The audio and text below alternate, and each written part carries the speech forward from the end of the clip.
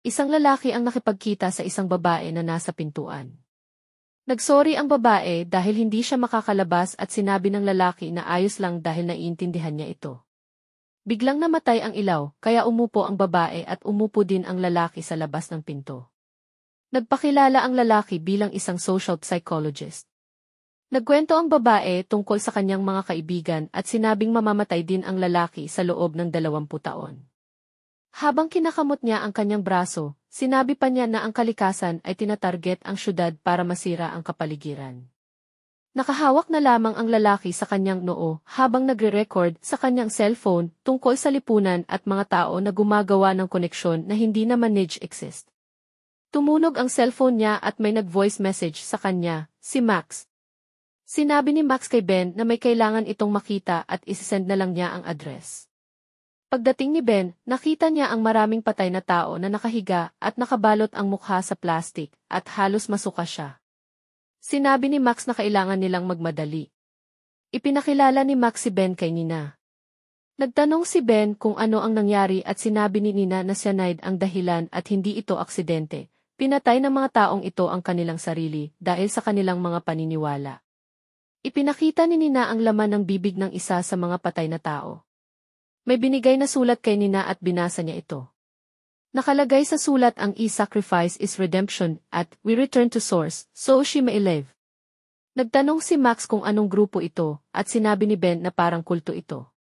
Sumagot naman si Nina na hindi pa sigurado kung kulto nga ito. Lumabas si Ben para magpahangin at tumunog ang cellphone niya. Nag-text ang anak niyang si Mazzy. Dumating si Nina at kinamusta si Ben, sinabi ni Ben na nakarating na ang anak niyang babae. Nag-usap sila tungkol sa mga patay na tao sa loob, at nagpakilala si Nina kay Ben, sinabi ni Nina na nabasa niya ang libro ni Ben na The Science of Loneliness. At hindi makapaniwala si Ben, pinuri ni Nina ang libro ni Ben, nakatanggap si Mazzy ng text mula sa kanyang ama na si Ben, binasa ito ni Mazzy, at nang malaman niyang hindi siya masusundo ni Ben, napamura na lang siya. Si Mazzy ay naglalakad at hindi niya alam kung saan pupunta. Nagtanong siya sa isang lalaki kung ito ba ang sakayan ng tren papuntang Kreuzberg, at sinabi ng lalaki na nasa tamang tren siya. Tinulungan siya ng lalaki na buhatin ang kanyang gamit at nagpasalamat naman si Mazzy. Sila ay sumakay ng tren at habang nasa tren, nakita ni Mazzy ang isang sign na hawak ng isang pasahero na may nakasulat na Sacrifice is Redemption. Hinawakan ni Mazzy ang kanyang kwintas, at nagtanong ang lalaki kung iyon ba ay isang curse o protection. Sinabi ni Mazzy na binigay iyon ng kanyang ama. Sinabi ng lalaki, o baka ito ang nagpapaalala sa iyo na huwag kumausap ng stranger, at natawa si Mazzy, sabay sabi na tama ang lalaki. Nagpakilala si Mazzy at nagpakilala rin ang lalaki bilang Martin. Nagtanong si Martin kung saan galing si Mazzy, at sinabi niya na siya ay galing sa San Diego, California. Tinanong din ni Mazzy si Martin, at sinabi niya na siya ay galing sa Berlin at pauwi na sa Kreuzberg. Sinabi ni Martin na sana ay pareho sila ng lugar ni Mazzy, at sila ay nagtawanan. Nakarating na si Mazzy kay Ben at nagsorry si Ben dahil tumawag sa kanya si Max. Sinabi ni Ben na namiss niya si Mazzy at sila ay nagyakapan. Sinabi ni Ben na tawagan niya ang kanyang ina upang ipaalam na ligtas na siyang nakarating. Ngunit sinabi ni Mazzy na kailangan niya ng ilang minuto upang magpahinga. Nag-voicemail na lamang si Mazzy sa kanyang ina. Tinanong ni Ben kung kamusta ang nanay ni Mazzy at sinubukan niyang tawagan ito. May binigay si Mazzy na papel kay Ben, tiningnan ni Mazzy ang ginagawa ni Ben at niyakap siya nito, sabay sabi ni Ben na masaya siyang kasama si Mazzy. Nag-text si Martin kay Mazzy. Si Martin ay nakarating na sa bahay ng kanyang lola. Niyakap ni Martin ang kanyang lola at sinabi nito na napaka-generous ni Martin at sila ay nagkwentuhan. Si Ben at si Mazzy ay nag-dinner sa isang restaurant. Ikinuwento ni Ben ang isang babaeng ini-interview niya na hindi lumalabas sa kanyang apartment at nabubuhay lamang sa online. Habang nag-uusap ang mag-ama, si Martin ay nakatayo sa dulo at nakatingin sa kanila. Napanaginipan ni Ben ang isang lalaki na hirap huminga dahil may plastik sa kanyang ulo, at bigla siyang nagising na hinahabol ang kanyang hininga. Si Mazzy ay pumasok na sa kanyang school. Habang siya ay nasa klase, ka-text niya si Martin at nagplano silang magkita mamaya. May isang babaeng dumating at nagpakilala siya kay Mazzy bilang Larissa. Ninaya ni Larissa si Mazzy na pumunta sa Friedrichshain sa weekend, ngunit sinabi ni Mazzy na hindi siya papayagan ng kanyang ama hanggat hindi siya 30 years old. Sinabi ni Larissa na next time na lang. Si Martin ay nakipagkita kay Lotte at sila ay nagyakapan. Sinabi ng isang babaeng nagsasalita na tumahimik sila dahil nandyan na ang kanilang leader na si Hilma. Nagsalita si Hilma tungkol sa kanilang environment at sila ay nagdasal. Si Ben ay nagtuturo tungkol sa totalitarianism. Tumunog ang bell at natapos na ang klase. Dumating si Nina at binati niya si Ben sa pagtuturo niya sa kanyang mga estudyante. Habang sila ay nag-uusap, dumating si Max at pinag-usapan nilang tatlo ang tungkol sa mga patay na tao na kanilang nakita. Nang makauwi si Martin, tinawag niya ang kanyang lola. Hinanap niya ito sa bahay at nakita niyang patay na ito, kaya siya ay umiyak. Tumingin si Martin sa pinto at nakita niya ang kanyang lola na ngumiti sa kanya, ngunit bigla itong nawala. Ipinakilala ni Max si Nina kay Mazzy, at napansin ni Mazzy na may something tea sa pagitan ni Ben at Nina. Si Mazzy at ang kanyang kaibigan na anak ni Max ay pumasok sa kwarto at nagtanong si Mazzy tungkol kay Nina. Sinabi ng kaibigan na ka-workmate lamang ito ni Max at Ben. Ipinakita ni Mazzy ang picture ni Martin sa kaibigan, at sinabi ng kaibigan na i-hot tea si Martin. Sinabi ni Mazzy na nakilala niya lang ito sa airport at nag-message na ito sa kanya ng ilang beses. Nagkwentuhan sina Ben, Max at Nina sa sala. Tinanong ni Nina kung gaano na sila katagal magkakilala ni Max, at sinabi ni Ben na simula noong semester sa Berkeley. Sinabi ni Max na iyon ang worst grade niya sa kanyang career at sila ay nag-cheers. Tinanong ni Sophie si Ben tungkol kay Lydia, na dating asawa ni Ben, at sinaway siya ni Max, ngunit sinabi ni Ben na okay lang. Ikinuwento pa niya na ayon sa therapist, ang kanilang marriage ay hindi naging maganda kumpara noong huling 5 taon ng kanilang pagsasama. Tinanong din ni Sophie si Nina kung saan siya nag-aral, at sinabi ni Nina na sa Cambridge. Habang sila ay nag-uusap, biglang tumunog ang cellphone ni Max at pati kay Nina, kaya sinabi ni Max na kailangan nilang umalis. Pumunta sina Max at Nina sa isang madilim na kagubatan. Nakita nila ang isang bangkay sa damuhan. Sinabi ng isang lalaki na wala itong at tanging mga bato lamang ang laman ng kanyang mga bulsa. Sinuri ito ni Nina at binuksan ang bibig ng bangkay, ngunit walang nakita na shell. Sinabi ng kasamahan ni Nina na ito ay isang suicide. Si Martin naman ay umiiyak habang kausap si Hilma. Sinabi ni Hilma kay Martin na sila ay pamilya at binigyan niya ito ng comfort. May inabot si Hilma sa kanya at napangiti si Martin. Pagkatapos makipag-usap ng ilang tao, si Nina ay pumikit, itinaas ang paa sa upuan, at hinawakan ang kanyang tiyan at dibdib. Nakipagkita si Mazzy kay Martin. Tumunog ang cellphone ni Mazzy, tumatawag pala ang kanyang ama na si Ben. Tinanong ni Martin kung nasaan ang nanay ni Mazzy, at sinabi ni Mazzy na hiwalay na ang kanyang mga magulang since last year. Nagtanong din si Mazzy kay Martin tungkol sa kanyang mga magulang, at sinabi ni Martin na namatay sila noong bata pa siya dahil sa isang car accident. Nabubuhay siya ng mag-isa na lang. Masaya silang nag-uusap. Nabanggit ni Martin kay Mazzy na nagtatrabaho siya sa isang environmental at naiintindihan ito ni Mazzy. Tinanong ni Mazzy ang tungkol sa libro, at binigay ito ni Martin kung gusto niyang hiramin. Tiningnan ito ni Mazzy at sinabi niyang ito ay nasa German. Nakwento ni Mazzy na sinabi niya sa kanyang ina na ayaw niyang magkaanak dahil sa overpopulation, at nag-agree naman si Martin. Niyaya ni Martin si Mazzy na pumunta sa kanilang event at makilala ang group niya. Naglabas siya ng papel at ipinakita ito kay Mazzy. Habang kumakain sina Martin at Nina, sinabi ni Nina na ang nangyari ay isang revolutionary suicide, at nag-usap sila tungkol dito. Nanonood ng balita si Mazzy, habang nagluluto naman si Ben. Pinanood ni Mazzy ang video ni Hilma tungkol sa environment, kung saan tinanong ni Hilma kung ano ang kaya niyang isakripisyo para sa planeta ngayon. Pumunta si Mazzy sa event ni Martin at ipinakilala siya ni Martin kay Hilma. Niyakap ni Hilma si Mazzy at sinabi na ikinuwento ni Martin ang tungkol sa grupo. Binigyan ni Hilma si Mazzy ng kwintas at sinuot ito kay Mazzy, sabay sabing, lahat ng buhay natin ay konektado. Umalis na si Hilma. Sinabi ni Mazzy kay Martin na wala siyang mask, kaya binigay ni Martin ang kanyang panyo. Nagsimula nang magsalita si Hilma, at nagtanong si Mazzy kung ano ang suot nito. Sinabi lang ni Martin, she's not afraid. Humiga sila at habang nakahiga, sinabi ni Martin, "Let's visualize our planet healed." Nagpicture si Mazzy at sinend ito kay Martin. Napangiti si Martin sa picture na iyon. Niyaya ni Martin si Mazzy na magkita ulit. Nagpaalam si Mazzy sa kanyang ama na si Ben kung pwede siyang pumunta sa Richtag kasama si Larissa. Nagtanong si Ben kung sino si Larissa at sinabi ni Mazzy na kaibigan niya ito sa school. Pumayag naman si Ben, kaya tinext ni Mazzy si Martin na pupunta siya at nagpasalamat kay Ben. Nagtanong si Mazzy kay Ben kung sino si Nina at sinabi ni Ben na ka-work lang ito. Sinabi ni Mazzy na sabihan siya kung gusto niyang makipag-date sa iba at nag-agree si Ben. Tinanong ni Mazzy kung may posibilidad pa bang magkabalikan sila ng kanyang ina at sinabi ni Ben na mahal pa rin niya ang kanyang ina. Si Mazzy at Martin ay nasa isang kagubatan at naglakad patungo sa gilid ng isang lawa. Inilabas ni Martin ang ibinigay sa kanya ni Hilma. Nagtanong si Mazzy kung hindi ba siya ma-freak out dito, at sinabi ni Martin na parang mushroom lang ito. Kinain nila ni Martin ang substance, at biglang hinalikan ni Martin si Mazzy. Humalik din pabalik si Mazzy at sila ay naghalikan.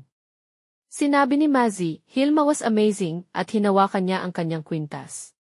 Simula nang ibinigay ni Hilma ang kwintas, nararamdaman na ni Mazzy ang kanyang energy. Sinabi ni Martin na binigyan din siya ni Hilma ng abo mula sa ancient rowan tree. Humiga sila sa damuhan, at si Mazzy ay humawak sa damo, itinaas ang kanyang kamay, at narinig na may tumatawag sa kanya. Nakalutang si Mazzy sa tubig at nakita niya ang isa pang Mazzy na nagsabi sa kanya, "Come to me." Kinagabihan, nakatulog si Mazzy habang nanonood ng video ni Hilma. Si Ben ay binigyan siya ng tubig at iniwan ang isang sulat bago umalis. Nakipagkita si Ben kay Nina at sila ay nag-inuman. Nagkwentuhan sila tungkol kay Mazzy at sa buhay nito.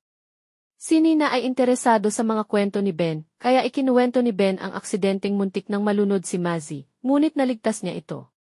Ibinahagi ni Ben na takot siya dahil sa nangyaring iyon, pero sinabi ni Nina na tapos na iyon at kailangan na niyang mag-let go. Nagising si Mazzy at nakita ang sulat ni Ben habang naglalakad sina Nina at Ben, masaya silang nagtatawanan. Hinila ni Nina si Ben sa isang madilim na lugar at hinalikan siya. Sila ay naghalikan at nakita ito ni Mazzy na nakatayo sa gilid. Andoon din si Martin sa loob ng kotse. Kinabukasan, habang kumakain ng almusal si Mazzy, bumaba si Ben. Binati siya ni Ben at tinanong ni Mazzy kung bakit hindi siya ginising noong umalis si Ben kagabi. Sinabi ni Ben na nakita niyang pagod si Mazzy, kaya hinayaan na lang niya itong matulog. Nagalit si Mazzy at umalis ng bahay. Tinext ni Mazzy si Martin at kinuha ang papel na binigay ni Martin sa kanya. Sinundan niya ang location na nakasulat dito. Tinawagan ni Ben si Max at sinabing umalis si Mazzy at papunta ito sa bahay niya. Sinabi ni Max na siya na ang bahala kay Mazzy. Pumunta si Mazzy sa center at nakita si Hilma doon. Nag-usap sila at ikinuwento ni Mazzy ang tungkol sa kanyang ama. Nagbigay ng advice si Hilma at sinabi na hindi na dapat mag-relay si Mazzy sa kanyang mga magulang dahil kapag ginawa niya ito, mas magiging malakas siya. Niyaya ni Mazzy si Elsa na pumunta sa Friedrichshain, pero hindi pumayag si Elsa dahil magagalit daw ang kanyang ama. Sinabi ni Mazzy na siya na lang ang pupunta. Samantala, pumunta si Ben kay Nina at nag-inuman sila. Nag-usap sila tungkol sa isang environmental group at sa libro na sinusulat ni Ben. Hinalikan ni Ben si Nina. Napanood ni Martin sa balita ang pagkamatay ni Lotte, ang kanyang kaibigan. Bago namatay si Lotte, kinausap siya ni Hilma at magkasama silang pumunta ni Martin sa isang kagubatan. Naaalala ito ni Martin habang nagbebenta siya ng mga bagay na ibinigay ni Hilma sa ibang tao. Kumuha si Lotte ng mga bato at inilagay ito sa kanyang bulsa. Naglagay pa siya ng isang malaking bato sa kanyang bag. Tinanggal niya ang shell na nasa kanyang kwintas at pumunta sa lawa. Inilubog niya ang kanyang sarili habang pinagmamasdan siya ni Martin. Agad pumunta si Martin sa kotse at nakinig sa voice message ni Hilma. Si Mazzy ay nakipagkita kay Larissa at pumasok sila sa isang lugar na puno ng mga taong nagsasayawan. Sila ay sumayaw at nakita ni Martin si Mazzy mula sa itaas.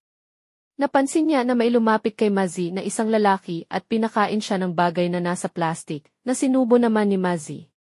Sila ay naghalikan at nakita ito ni Martin. Patuloy na sumayaw si Mazzy hanggang sa nahilo siya. Isang lalaki ang nagtulak sa kanya sa pader, ngunit agad siyang kinuha ni Larissa at inakay palabas. Bumaba si Martin at sinuntok at sinaksak ang lalaking kasama ni Mazzy kanina. Habang naglalakad si Mazzy, nahihilo siya at nakatingin sa taas. Sumuka si Mazzy sa sihi at sinabi ni Larissa na hindi siya pwedeng umuwi sa ganoong kondisyon. Inakay ni Larissa si Mazzy palabas at sumakay sila ng taxi, habang pinagmamasdan ito ni Martin mula sa malayo. Nakita ni Martin si Mazzy at Larissa na nakahiga sa gilid, kaya inakay niya si Mazzy. Samantala, napanaginipan ni Ben ang aksidente ni Mazzy noon at bigla siyang nagising. Tinanong siya ni Nina kung okay lang siya, at sila ay naghalikan. Binuhusan nila ng tubig si Mazzy at siya ay nagising. Kinuha nila ang cellphone ni Mazzy, at sinabi ni Martin na hindi siya pwedeng umuwi sa ganoong kalagayan at nahayaan nilang tulungan siya. Tumawag si Max kay Ben at sinabi na hindi umuwi si Mazzy. Dinala si Mazzy sa isang kwarto at dumating si Hilma. Sinabi ni Hilma na tama ang desisyon ni Martin na dalhin si Mazzy doon. Humingi ng sorry si Mazzy, pero sinabi ni Hilma na espesyal si Mazzy at hindi na siya magiging mag-isa dahil aalagaan nila siya. Nagpasalamat naman si Mazzy. Nilapitan ni Hilma si Martin at sinabi na sumasang-ayon na ang kanilang plano para kay Mazzy. Samantala, sina Ben at Max ay nag-aalala na kay Mazzy. Gusto na sanang tumawag ni Ben ang pulis, ngunit pinigilan siya ni Nina at sinabi na tatawagan na lang niya ang kanyang mga tao para makatulong. Pinasuot nila si Mazzy ng puting damit. Si Hilma ay naghanda ng inumin para kay Mazzy, na agad naman niyang ininom pero sinuka rin niya ito. Gustong lapitan ni Martin si Mazzy, ngunit pinalabas siya. Nakahiga si Mazzy at hinawakan niya ang kanyang tiyan. Sinabi niya sa kanila na tawagan nila ang kanyang ama. Kinuha ni Ben ang tablet ni Mazzy at nakita niya ang picture ni Mazzy kasama si Martin. Tinanong niya si Max pero hindi niya kilala si Martin. Sinabi ni Nina na may nakuha na silang impormasyon at agad silang umalis. Nakita ni Elsa ang video na pinapanood ni Mazzy at sinabi niya ito kay Sophie. Nakahiga si Mazzy at nagalit siya kay Hilma. Bumangon siya at gustong buksan ang pinto habang tinatawag si Martin. Bigla siyang sinipa ng isang malaking lalaki, tinakpan siya sa bibig, at nawalan siya ng malay. Lumabas si Hilma at sinabi kay Martin na nag-fail ulit siya. Nagalit si Hilma sa kanya at sinabi niyang dalhin na si Mazzy sa lake. Sinakay nila si Mazzy sa kotse ni Martin. Samantala, sina Ben at Nina ay nasa kotse rin. Nakausap ni Nina si Hilma tungkol kay Max at sinabi ni Nina na siya mismo ang nagpakilala kay Mazzy para magamit nila ito. Sinend ni Nina ang picture ni Mazzy at ipinadala naman ito ni Hilma kay Martin. Inabangan ni Martin si Mazzy sa airport at sinadya niyang siya ang makausap ni Mazzy noong una. Pinikturan din niya ang address ni Mazzy na nakalagay sa bag nito. Habang nakaupo si Nina at nakapikit, siya ay humihinga ng malalim. Nakilala niya si Ben noong nag-imbestiga sila at kasabwat din niya si Martin. Tinawagan ni Nina si Martin noong hinahanap na nila si Mazzy at sinabi ni Martin na hawak ni Hilma si Mazzy. Pumunta sina Ben at Nina sa center kung nasaan si Hilma. Agad na nagtanong si Ben kung nakita nila ang kanyang anak. Biglang tinawag ni Hilma si Ben at sinabi niyang marami siyang naririnig tungkol kay Ben. Sinabi ni Ben na andun siya para hanapin ang kanyang anak na si Mazzy. Sinabi ni Nina na kumalma siya dahil ligtas si Mazzy at kasama niya ang mga kaibigan ni Nina. Nagtataka si Ben at nagtanong kung sino ang mga kaibigan na tinutukoy ni Nina. Sinabi ni Nina na sila ang pamilya ni Mazzy. Sinabi ni Hilma na tutulungan nila si Ben na makita si Mazzy kung tutulungan din ni Ben sila Hilma. Nagalit si Ben kay Nina dahil gusto lang niyang mahanap si Mazzy. Nilibot niya ang lugar habang pinipigilan siya ni Nina. Sinabi ni Nina na masaya si Mazzy doon at nakamit siya ng isang lalaki. Dagdag pa ni Nina, tinutulungan niya si Ben para mag-heal at makasama ulit si Mazzy. Tatawag na sana ng pulis si Ben, ngunit sinabi ni Nina na kapag ginawa niya iyon, nakahanda na ang kanilang ultimate sacrifice. Sinabi pa ni Nina na hindi makakaalis si Ben kung wala si Mazzy. Sinabi naman ni Hilma kay Ben na pinili ni Mazzy na magstay. Dagdag pa niya, the world is disintegrating, civilization is unwinding, na pareha sa sinabing babaeng ini-interview ni Ben, na pagtanto ni Ben na dinadala nila ang mga tao sa Lake Lenitz. Sinabihan niya si Hilma na isa siyang psychotic. Lumabas ng building si Ben at sinundan siya ni Hilma.